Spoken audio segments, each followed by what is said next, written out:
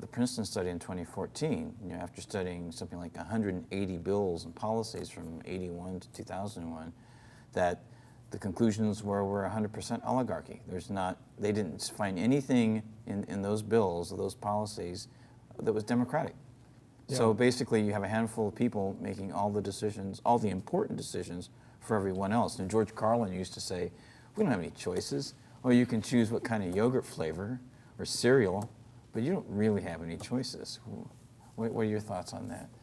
Well, it's really, well, so obviously true. And the main point to make about choices, we used to have those pictures when we were celebrating our bringing democracy to Iraq with the overthrow of Saddam Hussein, who had nothing to do with 9/11, and Al-Qaeda couldn't operate in Iraq. So it's one of maybe the biggest or clearest lie in U.S. foreign policy history. You use the attack of 9/11's justification to go war in Iraq, and that's the one place where Al-Qaeda couldn't operate, and he had nothing to do with it. They had nothing to do with it. So yet when we were bringing democracy, supposedly, you show these women they're in their charter or whatever, and they're holding up their purple stained finger because they had voted, right? I voted. Well, they all voted for what the Ayatollah had told them, or some other tribal leader or something had told them. Well, is that what you mean by democracy? Well, how are we different?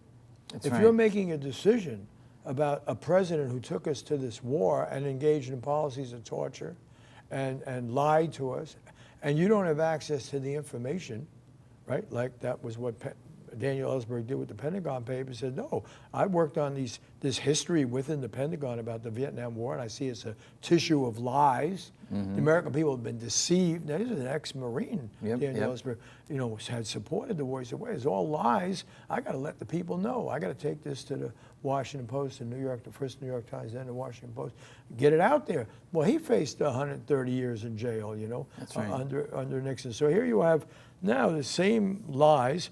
So the vote means nothing. The vote means nothing if they can keep the basic information, whether it's about trade agreements or it's about going to war. If you don't have the information, an uninformed vote doesn't mean anything. That's right. It's a parody, right? And that's what you're really talking about now. And these idiots that go around saying, oh, lesser evil, lesser evil.